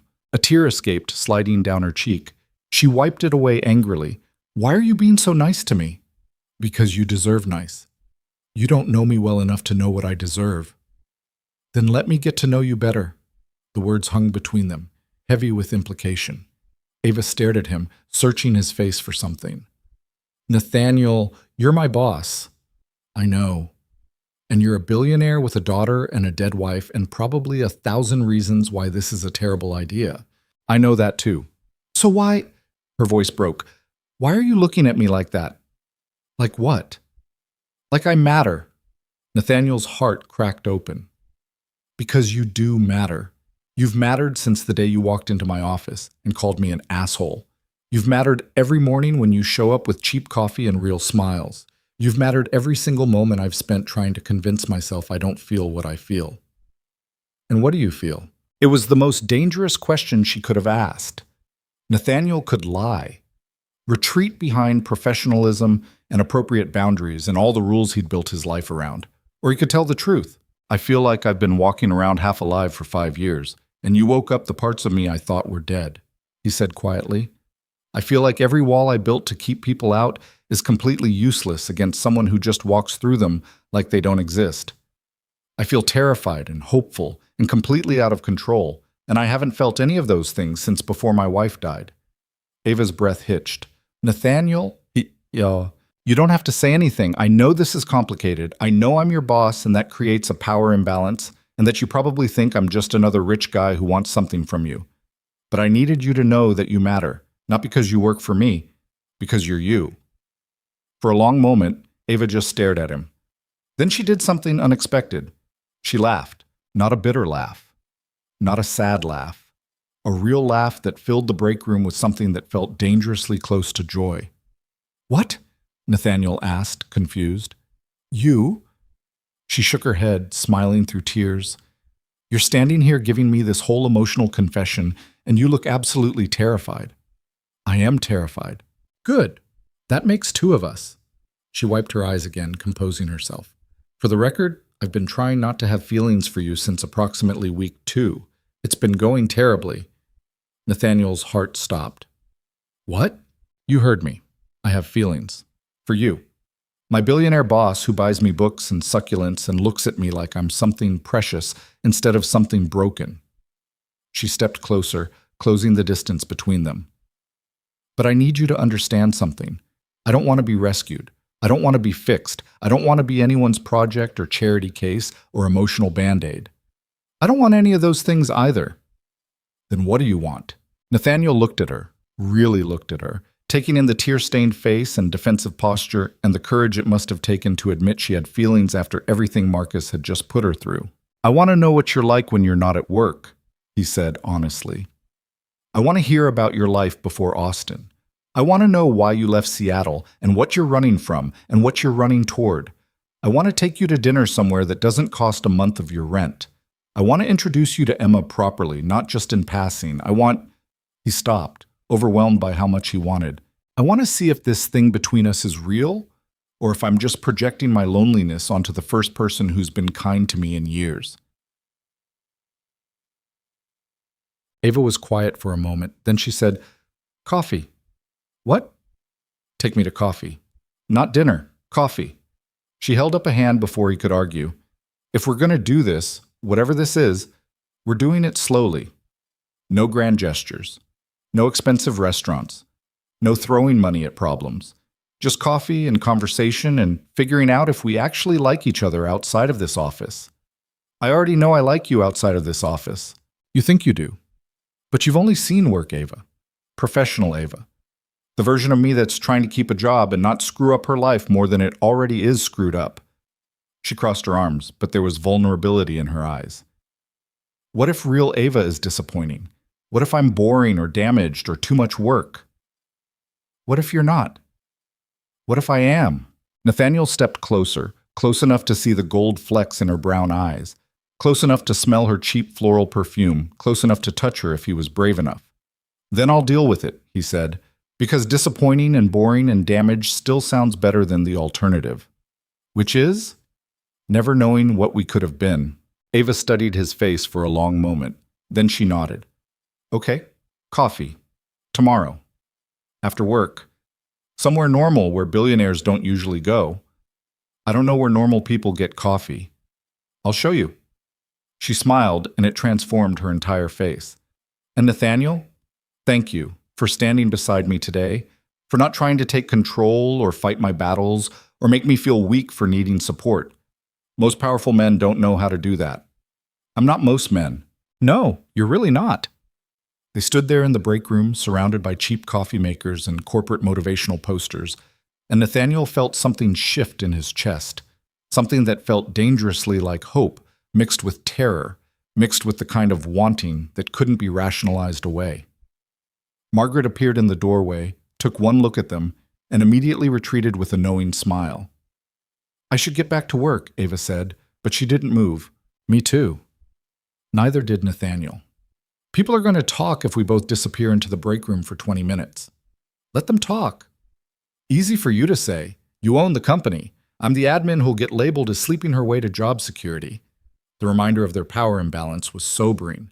Nathaniel stepped back, creating professional distance even though everything in him wanted to close it instead. You're right. I'm sorry. Don't apologize. Just be aware. Ava headed toward the door, then paused. And for the record, I don't care what people say. I care what's true. And the truth is, I earned this job before I had feelings for you. Anyone who suggests otherwise can fight me. After she left, Nathaniel stood in the break room feeling like he'd just survived something monumental. Marcus had shown up trying to reclaim something he'd never deserved in the first place. And instead of breaking Ava down, he'd inadvertently forced both of them to be honest about what was happening between them. Nathaniel pulled out his phone and texted Emma's nanny, "Can you stay late tomorrow? I have plans after work." Maria responded immediately. "Does this have anything to do with the pretty assistant Emma won't stop talking about?" Nathaniel didn't answer, but when he went back to his office, he caught himself smiling at nothing, and Margaret noticed. "Well," his assistant said, appearing with a folder that probably didn't need immediate attention. "Well, what? Are you going to tell me what happened in there, or do I have to use my imagination?" "Use your imagination." "Nathaniel, I've worked for you for 6 years. I've never seen you smile like that." "I'm not smiling." "You're absolutely smiling. It's unnerving." Margaret set down the folder. "So is this happening? Are you two actually doing this?" "We're getting coffee." "That's it? Coffee? That's it?" Margaret studied him with an expression that was part approval, part concern. "Be careful with her. She's not like the women you usually date." "I know." "No, I don't think you do." Margaret's voice softened. "The women you usually date, they have safety nets, family money, connections, options. Ava doesn't have any of that. If this goes wrong, she loses her job, her income, her stability. So if you're not serious about this, if this is just you being lonely and projecting onto someone who's nice to you, end it now before you hurt her." The words hit hard because they were exactly what Nathaniel had been afraid of. "I don't want to hurt her." "Then don't. And that means being honest with yourself about what you actually want and whether you're capable of giving it to her." After Margaret left, Nathaniel sat at his desk trying to answer that question. What did he want? He wanted Ava. That much was obvious. But did he want her enough to risk the comfortable emotional distance he'd maintained for 5 years? Did he want her enough to let someone see all the broken, damaged parts of him that he'd hidden from everyone except Emma? Did he want her enough to be vulnerable again, knowing that vulnerability meant giving someone the power to destroy him? His phone buzzed. A text from Ava. "Stop overthinking. I can hear you spiraling from here." Despite everything, he smiled. "How do you know I'm overthinking? Because you've been staring at your computer screen for 10 minutes without typing anything. And because I'm overthinking too. We're a mess. A mess seems optimistic. It's all I've got right now." Nathaniel looked through his office glass at Ava's desk, where she was typing something with her usual focused intensity. She glanced up, caught him staring, and raised an eyebrow. He raised one back. She smiled. And Nathaniel realized that Margaret was right. He needed to be sure about this. Because Ava deserved someone who was all in, not someone who was hedging bets and protecting himself. The question was whether Nathaniel Hayes, billionaire widower and emotional disaster, was capable of being that person. He had approximately 24 hours to figure it out. Nathaniel spent that entire night awake, staring at his ceiling and mentally rehearsing conversations that would probably sound nothing like reality. By 4 a.m., he'd convinced himself this was a terrible idea at least 7 times. By 5, he'd talked himself back into it. By 6, when Emma wandered into his room asking why he looked like a zombie, he'd given up on sleep entirely. "Are you sick?" his daughter asked, climbing onto his bed with the casual invasiveness of children who didn't understand personal boundaries. "Just didn't sleep well." "Because you're nervous about your date?" Nathaniel sat up. "How do you know about that?" "Maria told me. She said you're finally doing something normal for once." Emma settled against his pillows like she planned to stay. "Is it with Ava?" "It's just coffee." "That's a date." "It's coffee." "Dad, I'm 7, not stupid. Coffee with someone you like is a date." She studied him with an intensity that made him uncomfortable. "Are you going to mess this up?" "Probably." "That's honest." Emma seemed to appreciate this. "Want some advice?" "From a 7-year-old? From someone who knows you better than you know yourself." She didn't wait for permission. Don't try to impress her. She already knows you're rich and it doesn't matter to her. Just be yourself. The version of yourself you are with me when you're not being weird and corporate. Nathaniel pulled his daughter into a hug, pressing a kiss to her hair. When did you get so smart? I've always been smart. You just don't usually listen. She squirmed free. Can I meet her properly sometime? Like, not at your office where you're being all professional and weird? Maybe, if this goes well. It'll go well if you don't overthink it. Emma hopped off the bed. Now get dressed. You look terrible, and you need to not look terrible for at least 8 more hours. After she left, Nathaniel showered, dressed, and headed to the office with the kind of nervous energy he hadn't felt since his first major acquisition, except that deal had involved $50 million and hundreds of jobs. This was just coffee that felt like it carried the weight of his entire future. He arrived at the office at 7, which gave him 90 minutes to pretend to work before Ava showed up. Margaret took one look at him and brought coffee without being asked. You look awful, she said. Good morning to you too. Did you sleep? Not really. Nervous? Terrified. Margaret smiled in a way that was almost maternal. Good. That means you care. Just don't let the fear make you act like an idiot. Very helpful, thank you. You're welcome. She headed toward the door, then paused. And Nathaniel? She's nervous too. Ava came in 30 minutes early and has reorganized her desk 3 times already. Whatever you're feeling, she's feeling it too. After Margaret left, Nathaniel stood at his window watching the city wake up, trying to calm the anxiety spiraling through his chest. This was absurd. He'd negotiated with international investors. He'd rebuilt a dying company. He'd survived his wife's death and single parenthood and a relationship so cold it had nearly convinced him he was incapable of feeling anything. He could handle coffee with a woman he liked. At 8:15 exactly, Ava appeared at her desk wearing the same tired blazer and carrying the same cheap coffee, but there was something different about her today, a tension in her shoulders that suggested she'd slept about as well as he had. Their eyes met through the glass.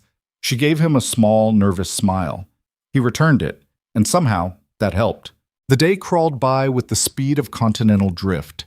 Every meeting felt endless. Every email demanded attention he couldn't give. By 3 p.m., Nathaniel had accomplished almost nothing except watching the clock like it personally offended him. At 5:30, Ava knocked on his door. Ready? She asked. No. Yes.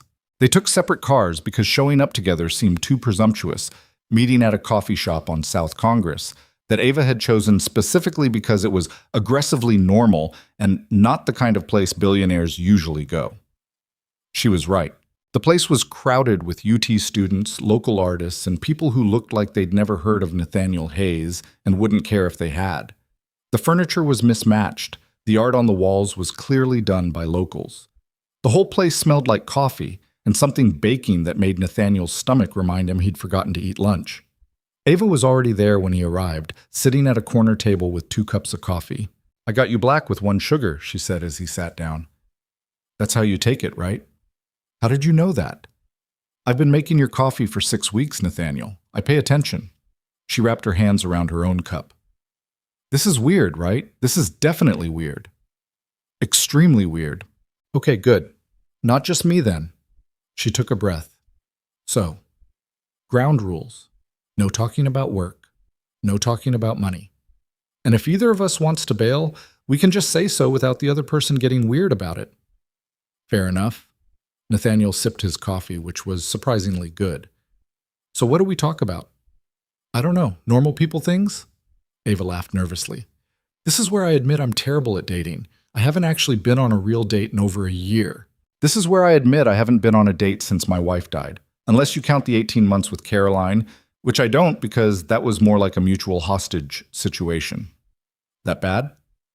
She once gave me a color-coded spreadsheet of activities we should do together to optimize our relationship compatibility. Ava choked on her coffee. She did not. She absolutely did. It included scheduled sex on Wednesdays and Saturdays. What happened to spontaneity? Caroline thought spontaneity was inefficient emotional labor. Nathaniel shook his head.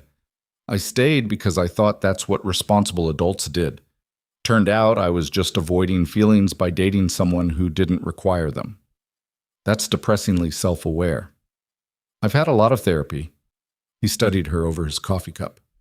What about you? How'd you end up with Marcus? Ava's expression darkened. I was 23 and broke, and he seemed stable. He had a good job, nice apartment, plans for the future. I thought that's what I needed, someone who had their life together because mine was falling apart. What was falling apart? Everything. My mom died when I was 22, lung cancer. I'd been taking care of her for 2 years, working 3 jobs to cover medical bills that insurance wouldn't. When she died, I had nothing.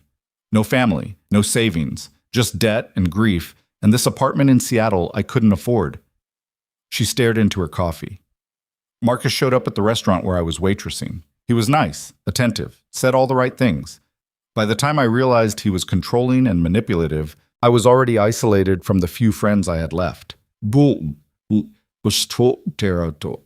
you get out? I saved money secretly for 8 months. Told him I was working overtime when I was actually picking up extra shifts and hiding cash in a bank account he didn't know about. Then one day while he was at work, I packed everything I could fit in my car and left. Drove straight here because it was far enough away that he couldn't just show up on my doorstep. She met his eyes. Until yesterday, apparently, Nathaniel wanted to say something comforting, but nothing felt adequate. So instead he said, "You're braver than you give yourself credit for." I'm not brave. I'm just tired of being scared. Those aren't mutually exclusive. They sat in comfortable silence for a moment, watching people come and go, existing in this bubble, where they were just 2 people having coffee instead of a billionaire and his assistant navigating a complicated power dynamic. Then Ava asked the question Nathaniel had been dreading. "Tell me about your wife." His first instinct was to deflect, change the subject, retreat behind the walls he'd built to keep this particular grief contained. But Ava had been honest with him. She deserved the same. "Sarah," he said quietly, "we met in college. She was studying architecture and I was pretending to care about business school, while actually spending most of my time trying to impress her. We got married 2 years after graduation, had Emma a year later. And for a while everything was perfect in that way. Things are perfect before life reminds you nothing stays that way." "What happened?" "Car accident. Some drunk driver ran a red light. She was coming home from a client meeting. Emma was too." Nathaniel gripped his coffee cup tighter. "I was supposed to pick up dinner that night, but I was working late on some deal that seemed important at the time, and I asked Sarah to grab takeout instead. If I just left the office 30 minutes earlier, she wouldn't have been at that intersection at that exact moment." "Nathaniel," Ava's voice was gentle, "you know that's not your fault, right?" "Logically, yes. Emotionally?" He shook his head. "I spent 2 years in therapy learning how to not blame myself. Most days I succeed, but sometimes I still wonder what would have happened if I'd just left work early, like a normal person, instead of being so obsessed with building something that didn't matter as much as I thought it did." "Is that why you work so much now? Penance?" The word struck something true. "Maybe. Or maybe I just don't know how to be a person without work giving me structure. After Sarah died, the company was the only thing that made sense. Contracts, negotiations, acquisitions, they all had rules. Grief didn't. Parenting didn't. So I threw myself into the one thing I could control. And then Caroline showed up." Nathaniel agreed. "She was a colleague's friend, recently divorced. We had dinner a few times, and it just kind of became a thing without either of us actually deciding it should be a thing. Looking back, I think we were both using each other to avoid dealing with our actual problems. She wanted stability after a messy divorce. I wanted companionship without emotional risk." "What ended it?" "Emma, actually. She was 6, and she asked me why Caroline never looked happy to see her. I didn't have a good answer. Turns out when your 6-year-old can identify that your relationship is hollow, it's probably time to end it." He smiled despite himself. "Emma's eerily perceptive about people. She's great. The jellyfish lecture was genuinely fascinating. She'd do it again if you let her, probably with visual aids this time." Ava laughed, and the sound made something warm unfold in Nathaniel's chest. "I'd actually like that. I didn't know half that stuff about bioluminescence." They talked for 2 hours. About Emma's obsession with marine biology despite living nowhere near an ocean. About Ava's mother, who'd been a nurse and taught her daughter that kindness didn't cost anything but meant everything. About Nathaniel's parents, who were still alive but emotionally distant in that way wealthy people often were. About Ava's childhood moving between different cities as her mom chased better-paying jobs. About books they'd read and movies they'd loved, and the strange parallel of both being people who'd built walls around themselves because letting people in had hurt too much. By the time they left the coffee shop, the sun was setting, and Nathaniel realized he hadn't thought about work once in 2 hours. They stood outside on the sidewalk, the awkwardness of ending returning full force. "So," Ava said, "that wasn't terrible." High praise. "I mean, it was good, better than good. I just don't know how to end a date that's not actually a date without being weird about it." Nathaniel smiled. "Want to walk? There's a park a few blocks from here." "Trying to extend the not date?" "Absolutely." "Okay, but I need to warn you. I'm a slow walker. I like to actually look at things instead of just rushing past them." "I can handle slow." They walked through downtown Austin as the city shifted from day to evening, past food trucks and street musicians and murals painted on buildings that probably violated some zoning law. Ava stopped to read every historical marker, to watch a street artist create portraits in chalk, to admire a dog that was clearly part husky and part chaos.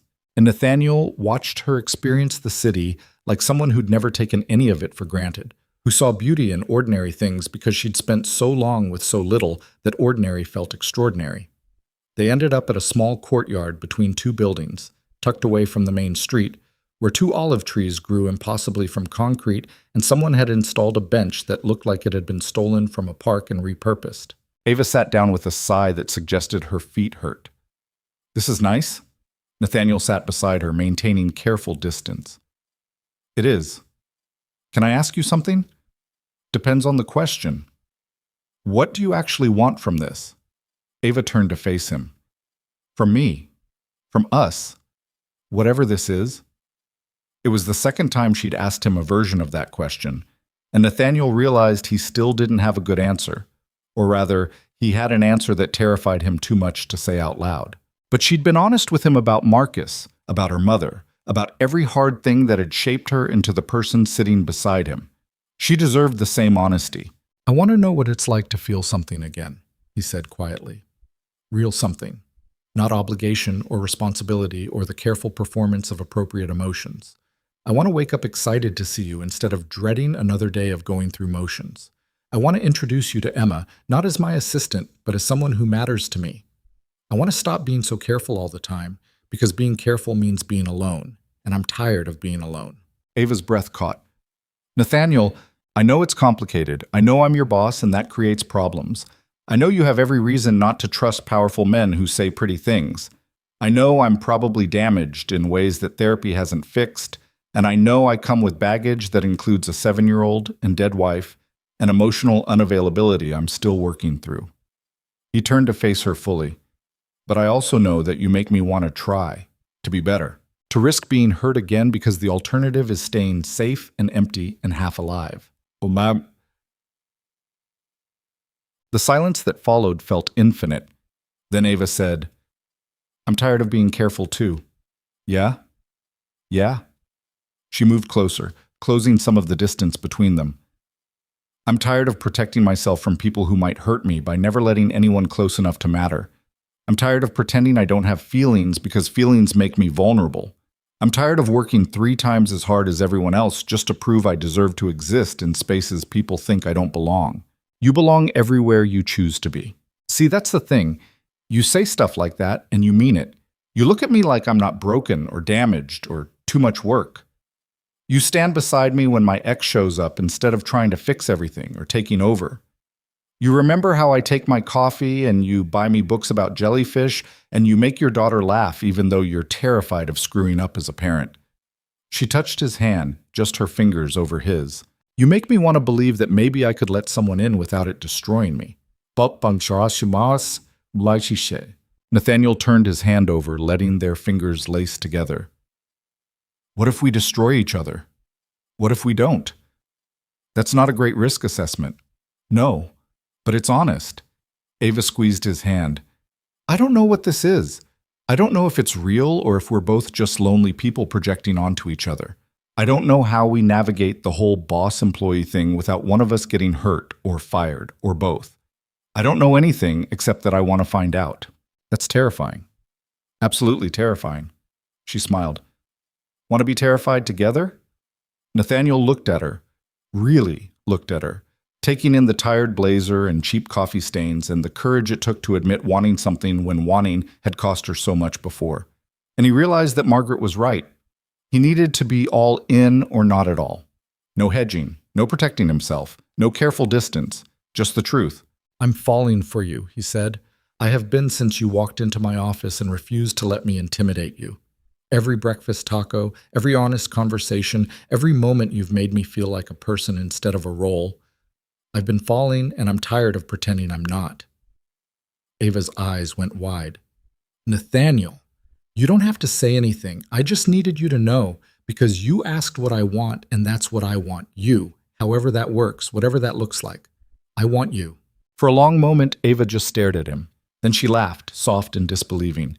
"You're really bad at taking things slow, you know that?" "I know. I'm also bad at being vulnerable and talking about feelings and not trying to control situations I can't control. I'm a mess." "Yeah, well, I'm a mess too. We can be a mess together." She shifted closer until they were nearly touching. "I'm falling for you too, for the record. The grumpy billionaire who forgot how to feel things, who looks at his daughter like she's the only good thing he's ever done, who stands in break rooms spilling coffee because he's too distracted by his assistant to function. That guy. I'm falling for that guy. That guy's terrified." "Good. So am I." They sat there in the courtyard, surrounded by olive trees and city noise and the weight of everything they'd just admitted, and Nathaniel felt something fundamental shift in his chest. This was real. Whatever happened next, however complicated it got, however many obstacles they'd have to navigate, this moment was real. Ava leaned closer, her shoulder pressing against his, and Nathaniel wrapped his arm around her without overthinking it. She fit against him like she'd been designed for that exact space, her head resting on his shoulder while evening settled around them. "We should probably figure out the logistics," she said quietly. "The work thing, the power dynamic thing, how we keep this from becoming a disaster that ruins both our lives." "We should," Nathaniel agreed, "but maybe not right now. Right now, let's just sit here and be terrified together." "I can do that." They stayed in that courtyard for another hour, talking about nothing important, existing in the space between wanting and having, between fear and hope, between the people they'd been and the people they might become together. When Nathaniel finally drove Ava back to her car, he didn't want to let her go. But he did, because rushing this would only make the fear worse. "Tomorrow," Ava said, standing by her car door, "we figure out how to make this work without burning down everything we've built." "Tomorrow," Nathaniel agreed. She started to get in her car, then turned back. "Nathaniel?" "Yeah? Thank you. For being honest, for being scared, for being human instead of just being careful." She smiled. "It means more than you know." After she drove away, Nathaniel sat in his car for 10 minutes, processing everything that had just happened. He'd told Ava he was falling for her. She'd said it back. They were doing this. Whatever this was, his phone buzzed, a text from Emma. "Did you mess it up?" "No, I think it went well." "Good. Now invite her to dinner so I can interrogate her properly. Maria says I need to make sure she's good enough for you." Nathaniel smiled despite himself. "I think it's supposed to be the other way around. You're my dad. No one's good enough for you. But Ava seems close. I'll decide after dinner."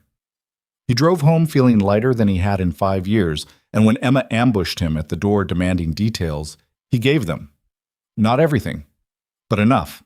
Enough for his daughter to hug him and say, "You look happy, Dad, like actually happy, not fake happy."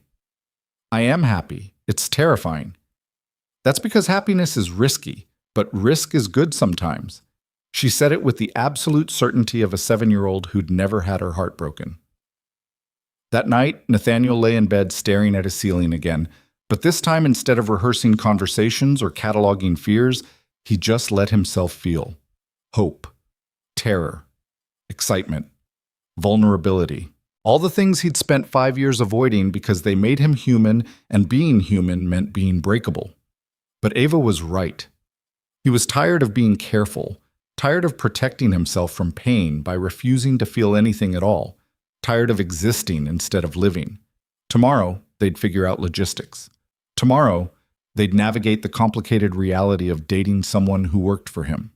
Tomorrow, They'd face all the obstacles that made this a terrible idea. But tonight, just for tonight, Nathaniel let himself believe that maybe, possibly, he could have something real again. And that was enough.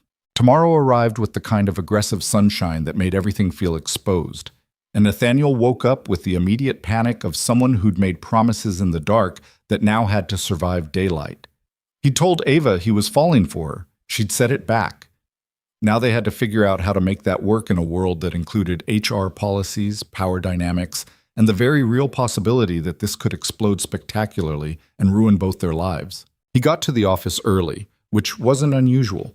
What was unusual was finding Ava already there, sitting at her desk with 2 cups of coffee and an expression that suggested she'd slept about as well as he had. "Morning," she said. "Morning."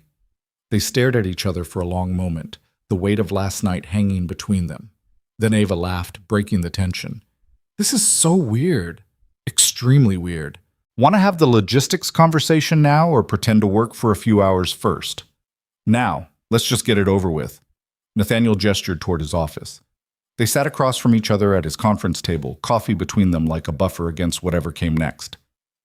"Okay," Ava said, pulling out a notebook that suggested she'd been planning this conversation. "First issue. I work for you. That's a problem." "It doesn't have to be." "Yes, it does. If we're dating and I'm your assistant, every decision you make about me looks like favoritism. Every raise, every promotion, every good assignment, people will assume I earned it on my back instead of my merit." The crude honesty of it stung. "People will talk regardless."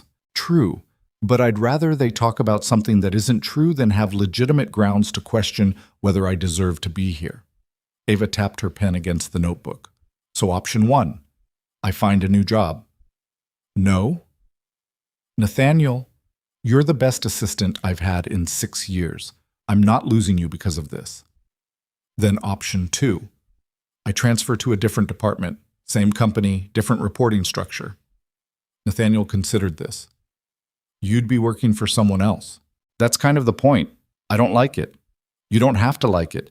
You just have to accept that this is the only way we do this without completely compromising my professional credibility." Ava met his eyes. "I need this, Nathaniel. I need to know that anything I achieve here is because I earned it, not because I'm sleeping with the CEO." "We're not sleeping together. Yet. But if this goes where I think it's going, we will be eventually, and I need the professional separation before that happens." The practicality of it was both admirable and frustrating. Nathaniel wanted to argue, to find some loophole that let him keep her close without sacrificing her credibility. But she was right. She was always right about this stuff. "Fine," he said. "Transfer. Where?" "Marketing needs a project coordinator. It's technically a lateral move, same pay, but different skill set. I'd be reporting to David Chen." "David's good. Fair. Won't hold the relationship against you." "That's what I thought." Ava made a note. "Okay, issue 2. Emma?" Nathaniel felt his chest tighten. "What about her? She's 7. She gets attached to people. If this doesn't work out, I don't want to be another person who disappears from her life." Ava's voice softened. "I like her, Nathaniel. A lot. But we need to be careful about how we introduce this relationship to her. She already knows I like you. She's been interrogating me about it for weeks. Liking someone and dating someone are different. Kids don't understand casual. They understand permanent. So if we're doing this, we go slow with Emma. Let her get to know me as a person before she knows me as your girlfriend." The word girlfriend hit Nathaniel like a physical thing. He'd been married. He'd had a long-term relationship, but somehow the idea of Ava being his girlfriend felt more significant than either of those things. "Okay," he managed. "Slow with Emma. What else?" "Money." Ava said it like she was ripping off a bandage. "You're a billionaire. I'm broke. That's going to create tension, and we need to address it head on instead of pretending it doesn't exist." "I'm not going to apologize for having money. I'm not asking you to. I'm asking you to respect that I don't want to be financially dependent on you. That means I pay for my own things. I don't accept expensive gifts. I don't move into your mansion. I don't let you solve my problems with your checkbook." "What if I want to help?" "Then you ask first, and you accept when I say no." Ava's jaw set stubbornly. "I've spent my whole life being poor, Nathaniel. It's shaped who I am. I'm not ashamed of it, and I won't let you treat it like something that needs fixing." The echo of their conversation in his car weeks ago was deliberate. She was setting boundaries, and Nathaniel realized this was a test. Could he love her without trying to rescue her? Could he respect her autonomy even when it frustrated him? Okay, he said. No throwing money at problems, no expensive gifts. You maintain financial independence. Thank you. They sat in silence for a moment, both processing the reality of what they were agreeing to. Then Nathaniel said, I have a condition too. What? Honesty. Complete honesty. If something's bothering you, you tell me. If you're having doubts, you tell me. If I'm being an asshole or crossing a line or making you uncomfortable, you tell me immediately. No protecting my feelings. No avoiding conflict because I'm your boss or because you're worried about making things awkward. Ava studied him carefully. You really want that? Because honesty isn't always pretty. I want real. Pretty's optional. Okay. Then I'll start with honesty right now. She leaned forward. I'm scared. I'm scared that I'm going to screw this up. I'm scared that you're going to realize I'm too damaged or too difficult or too poor to fit into your life. I'm scared that Emma's going to hate me or that your friends are going to look at me like I'm a gold digger or that I'm going to wake up one day and realize this was all just a beautiful mistake. The vulnerability in her voice cracked something open in Nathaniel's chest. I'm scared too, he admitted. I'm scared that I don't know how to be in a relationship anymore, that I've been emotionally unavailable for so long that I've forgotten how to be present. I'm scared that I'm going to hurt you or disappoint you or prove that I'm exactly as broken as I think I am. And I'm terrified that Emma's going to get attached to you. And then something's going to go wrong, and I'll have to watch my daughter lose another person she cares about. Ava reached across the table, taking his hand. So we're both terrified. Completely terrified. Want to do it anyway? Nathaniel squeezed her hand. Yeah, I really do. They sat there holding hands across his conference table, two broken people choosing to be broken together, and it felt more real than anything Nathaniel had experienced in 5 years. Margaret knocked on the glass door, then entered without waiting for permission. She took one look at them, smiled, and said, HR needs to know about the relationship, and Ava's transfer request needs to be submitted by end of day if she wants to start in marketing next week. You knew about the transfer? Nathaniel asked. I know about everything. It's literally my job. Margaret set down a folder. I took the liberty of drafting the transfer paperwork. All Ava needs to do is sign it, and I already spoke to David Chen. He's thrilled to have her. After Margaret left, Ava shook her head in disbelief. She's terrifyingly efficient. That's why I pay her obscene amounts of money. How much is obscene? More than you make, less than you deserve. Nathaniel stood up, pulling Ava with him. Sign the transfer papers. Start fresh in marketing. Let me take you to dinner this weekend. Real dinner, not coffee. Somewhere nice but not obnoxious. And we'll figure the rest out as we go. That's not much of a plan. No, but it's honest. Ava signed the transfer papers that afternoon. By Friday, she was officially working in marketing, and Nathaniel had a new assistant who was perfectly competent and absolutely not Ava, which made every day feel slightly off balance. But it was worth it, because now when Ava showed up at his office, it wasn't as his employee. It was as someone who chose to be there, someone who wanted to see him instead of being obligated to. The difference mattered more than Nathaniel had expected. Their first real date happened that Saturday. Nathaniel picked a restaurant that was nice without being pretentious, made reservations under a fake name to avoid attention, and showed up at Ava's apartment in jeans instead of a suit because she'd specifically requested normal Nathaniel, not corporate Nathaniel. Ava opened the door wearing a dress that probably cost $30 but looked perfect on her, and Nathaniel forgot how to speak for a full 5 seconds. You clean up nice, she said, smiling. You look beautiful. Flattery will get you everywhere. She grabbed her jacket. Fair warning, I'm going to order the most expensive thing on the menu just to see if you actually meant that thing about me maintaining financial independence. I'm paying for dinner, Ava. I know. I'm testing your commitment to not making a big deal about money. She was teasing, but there was real curiosity underneath it. Dinner was easy in a way Nathaniel hadn't expected. They talked about everything and nothing. Books, movies, Ava's disastrous attempt to learn guitar in college, Nathaniel's brief phase thinking he wanted to be an architect before business school happened. The conversation flowed without the careful navigation of their coffee date, like they'd moved past the first layer of getting to know each other into something more comfortable. Can I ask about Sarah? Ava said over dessert, her voice careful. Nathaniel tensed automatically, then forced himself to relax. What do you want to know?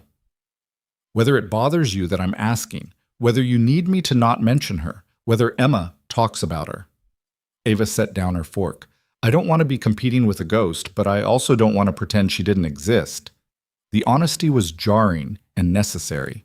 Emma talks about her sometimes, Nathaniel said quietly. She has memories, though I'm not sure how many are real versus things she's constructed from photos and stories. We have pictures up in the house. I never wanted Emma to feel like her mother was a secret. That's good. That's healthy. As for competing with ghosts, you're not. Sarah was important. She shaped who I am. But she's gone, and I've spent 5 years learning how to live with that. He met Ava's eyes. You're not a replacement. You're something entirely new. What if I'm not as good? What if you're just different? What if that's enough? Ava smiled, and something settled between them that felt like understanding. After dinner, they walked along Lady Bird Lake, the Austin skyline reflecting off the water like scattered light. Ava slipped her hand into his like it was the most natural thing in the world, and Nathaniel realized he hadn't held someone's hand in years. Emma wants to meet you properly, he said. Like, have you over for dinner? Fair warning, she's going to interrogate you about your intentions. I have very honorable intentions. Do you, though? Absolutely not. I plan to corrupt you completely. She squeezed his hand. But yes, I'd love to have dinner with Emma, as long as you're prepared for the possibility that she'll like me more than she likes you. I'm already prepared for that. They walked in comfortable silence for a while, and Nathaniel felt something he hadn't felt since before Sarah died. Contentment. Not happiness exactly, because happiness felt too fragile and temporary. But contentment. The sense that he was exactly where he was supposed to be, with exactly who he was supposed to be with. Thank you, he said quietly. For what? For being patient with me, for calling me on my bullshit, for making me feel like being broken isn't a deal breaker. Ava stopped walking, turning to face him. Nathaniel, we're all broken. That's just being human. The question isn't whether you're broken, it's whether you're willing to let someone see the broken parts and love you anyway. Are you? Willing to love you anyway? She smiled. I think I already do. The words hit him like a freight train. She loved him. This woman who'd known him for less than 3 months, who'd seen him at his worst and his most vulnerable, who had every reason to protect herself from men with power and money and emotional unavailability, she loved him anyway. Nathaniel cupped her face in his hands, searching her eyes for any sign that she was just saying what he wanted to hear. All he saw was truth. I love you too, he said, and meant it more than he'd meant anything in years. Then he kissed her. Not carefully, not tentatively, but the way someone kisses another person when words stop being enough, and the only thing that matters is being close. Ava kissed him back like she'd been waiting for this, her hands fisting in his shirt, pulling him closer while the city moved around them completely unnoticed. When they finally broke apart, both breathless, Ava laughed. Well, that escalated quickly. Too fast? Maybe, but I don't care. She pulled him down for another kiss, briefer this time. Take me home before I do something inappropriate in public. Nathaniel drove her back to her apartment, kissed her goodnight at her door like a gentleman, even though everything in him wanted to follow her inside, and then sat in his car processing the fact that he was in love. Actually, genuinely in love for the first time since Sarah died. It was terrifying and exhilarating and so far outside his comfort zone that he didn't know how to categorize it. When he got home, Emma was waiting up despite it being past her bedtime. Did you kiss her? She asked immediately. That's none of your business. You totally kissed her. You have that look. What look? The look people get when they're being gross and romantic. Emma studied him seriously. Do you love her? Nathaniel sat down on the couch next to his daughter, pulling her into his side. Yeah, I think I do. Good, because I already like her, and it would be awkward if you didn't. Emma yawned, leaning against him. When can she come over for real? Like for dinner and meeting me properly? Soon, but Em, this is new. And sometimes new things don't work out.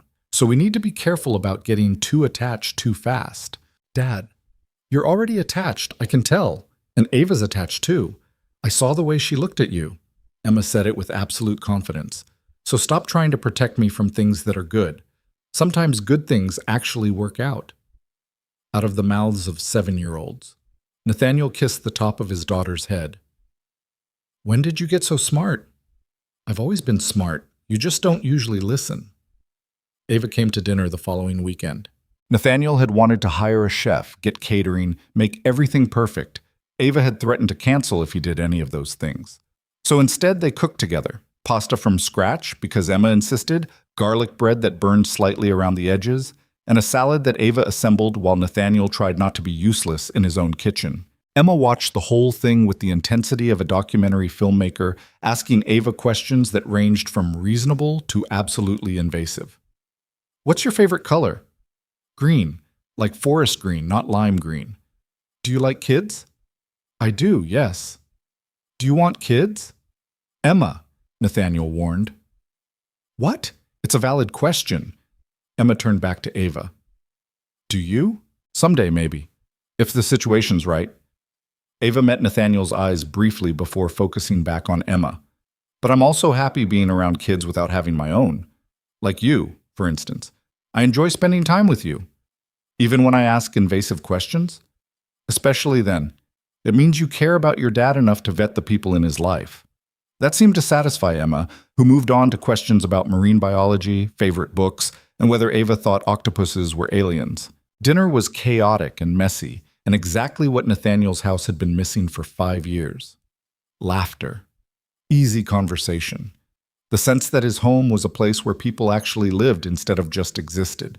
After dinner, Emma insisted on showing Ava her room, which meant a 40-minute tour of every stuffed animal, poster, and school project she'd accumulated over 7 years of life. Nathaniel followed, watching Ava give each item the kind of serious attention most adults couldn't sustain for that long. And this is my mom, Emma said, pointing to a framed photo on her nightstand. She died when I was little. Ava picked up the photo carefully, studying it. She was beautiful. Dad says I look like her. You do. Same smile. Ava set the photo back down gently. You must miss her. Sometimes. But it's hard to miss someone you don't really remember. Emma said it matter-of-factly, the way kids did when they'd processed difficult things adults struggled with. Do you have parents? My mom died a few years ago. My dad wasn't around much when I was growing up. Ava sat down on Emma's bed. So I get it, the missing someone thing. Does it get easier? It gets different. You learn to carry it instead of being crushed by it. Emma climbed onto the bed next to Ava, leaning against her in a gesture of casual trust that made Nathaniel's throat tighten. I'm glad you're here. Dad's been sad for a long time. He pretends he's not, but I can tell. I know, Ava said quietly, but I think he's getting better. Because of you. Maybe. Or maybe he was ready to get better, and I just happened to show up at the right time. After Emma finally crashed from sugar and excitement, Nathaniel walked Ava to her car. Your daughter's incredible, Ava said. She likes you. That's rare. Emma's usually very suspicious of new people. Because she's been disappointed before? Because she's protective of me. She knows I'm a mess and she's trying to make sure I don't get hurt again. Nathaniel pulled Ava close, wrapping his arms around her. Thank you for tonight, for being patient with her questions, for treating her like a person instead of an obstacle. She's not an obstacle. She's the best part of you. Ava looked up at him. And for the record, I'm falling more in love with you every time I see you with her. The way you look at her like she's the only thing that matters. The way you let her ask inappropriate questions because you respect her curiosity. The way you're terrified of screwing her up but show up anyway. She kissed him softly. You're a good dad, Nathaniel. Better than you give yourself credit for. After she left, Nathaniel stood in his driveway for a long time, processing the fact that his life was becoming something he'd stopped believing was possible. The months that followed weren't perfect. They fought about money when Nathaniel tried to pay for Ava's car repairs, and she refused. They fought about boundaries when he showed up at her apartment unannounced because he was worried about her. They fought about the future when Ava insisted she wanted to build her own career instead of relying on his connections. But they also learned. Nathaniel learned that loving someone didn't mean fixing their problems. It meant standing beside them while they fixed their own problems and offering support without taking over. He learned that Ava's independence wasn't a rejection of him. It was the foundation of who she was, and respecting it was the only way to love her honestly. Ava learned that accepting help didn't make her weak, that letting Nathaniel drive her to work when her car died wasn't dependence. It was trust, that she could maintain her autonomy while still being part of something bigger than herself. Emma learned that love didn't mean replacing her mother, that Ava wasn't trying to be Sarah. She was just being Ava, and that was enough. And slowly, carefully, they built something that looked like a family. Not perfect, not easy, but real. Ava moved in with them after a year, not because Nathaniel pushed, but because her lease ended and Emma had been campaigning for months. And it just made sense. She kept her own bank account, insisted on contributing to household expenses in whatever way she could afford, and maintained her independence even as she became integrated into their lives. She got promoted twice in marketing, both times on her own merit, and Nathaniel learned to celebrate her successes without trying to claim credit for them. Emma started calling her Ava instead of Dad's girlfriend, a title that felt more permanent and meaningful than anything else. And one autumn evening, almost 2 years after that first coffee date, Nathaniel found Ava standing under the olive trees in that same downtown courtyard where they'd first admitted they were falling for each other. "What are we doing here?" she asked. "I wanted to show you something." Nathaniel pulled a small box from his pocket, and Ava's eyes went wide. "Nathaniel, before you panic, this isn't what you think." He opened the box to reveal not a ring, but a key. "I bought the courtyard." "You what?" "The building owner was selling. I bought the whole property. The courtyard's protected now. They can't tear it down or pave it over or turn it into something commercial." He pressed the key into her hand. "This is where we chose each other, where we stopped being careful. I wanted to make sure it stayed." Ava stared at the key, tears forming in her eyes. "You bought a courtyard." "I bought a memory. Our memory. That's the most ridiculously romantic thing anyone's ever done for me." "Good, because I'm not done." Nathaniel pulled out a second box. This one held a ring, simple, elegant, nothing ostentatious. "I know we said we'd take things slow. I know you have concerns about power dynamics and independence and all the very valid reasons this is complicated. But I also know that I don't want to imagine my life without you in it. You've made me human again, Ava. You've made Emma happier than I've seen her in years. You've made our house feel like a home instead of a mausoleum." "Soy Nathaniel, I'm not asking you to give up who you are.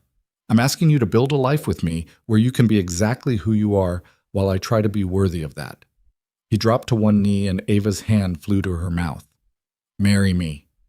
Not because I need you to validate me or complete me or any of that bullshit, but because I love you and I want to choose you every day for the rest of my life." Ava was crying now, full tears streaming down her face. "You're really bad at taking things slow." "I know. It's a character flaw. Say yes anyway." "Yes," she laughed through tears. "Yes, you impossible man. Yes." Nathaniel slid the ring onto her finger, stood up, and kissed her while the city moved around them just like it had 2 years ago, completely unaware that two broken people were choosing to build something whole together. "Emma's going to lose her mind," Ava said when they finally broke apart. "Emma helped pick the ring. She's been keeping this secret for 3 weeks. You involved our 7-year-old in your proposal?" "Our 9-year-old. And yes, because she pointed out that any decision that affects our family should include her input." Nathaniel pulled Ava close. "She voted yes, by the way. Unanimously." They got married 6 months later in a small ceremony that included Emma as the world's most enthusiastic flower girl, Margaret as Ava's maid of honor, and about 30 people who actually mattered instead of the society wedding Nathaniel's status would have demanded. Ava wore a dress that cost less than most people's monthly rent and looked more beautiful than anything designer could have created. Nathaniel cried during his vows, which Emma later described as gross but also kind of sweet. And when the officiant pronounced them married, Emma cheered so loudly that half the guests laughed. The reception was held in the courtyard Nathaniel had bought, under strings of lights and olive trees that had witnessed their beginning. During their first dance, Ava whispered, "I can't believe this is my life." "Good or bad?" "Terrifying and perfect and nothing like I planned, exactly what I needed." She rested her head on his shoulder. Thank you for being broken enough to understand me. Thank you for being brave enough to love me anyway. Years later, when people asked Nathaniel how he knew Ava was the one, he'd tell them about the coffee cup, about standing in a break room overflowing a cup because he was too distracted by someone who saw him as a person instead of a bank account, about a woman who'd called him an asshole in a job interview and still got hired, about someone who made breakfast tacos in her tiny apartment and left them on his desk without expecting anything in return, about the moment he realized that real love wasn't about rescuing someone or being rescued. It was about two people choosing to see each other fully, broken parts and all, and deciding that was enough. Ava would add that Nathaniel forgot to mention the part where he was a disaster who didn't know how to microwave food and needed constant reminding to eat lunch. Emma would point out that they were both disasters, and that's why they worked. And she wouldn't be wrong, because sometimes the best relationships aren't the ones where two perfect people find each other. They're the ones where two imperfect people decide that perfect is overrated and choose each other anyway. Nathaniel Hayes had spent 5 years convinced he was broken beyond repair, that love was too dangerous, that staying emotionally distant was safer than risking his heart again. Then Ava Morales walked into his office and proved that sometimes the bravest thing you can do is let someone see you completely, the good, the bad, the terrified, the hopeful, and trust that they'll stay. Not because you're perfect, but because you're real. And real, it turned out, was worth risking everything for.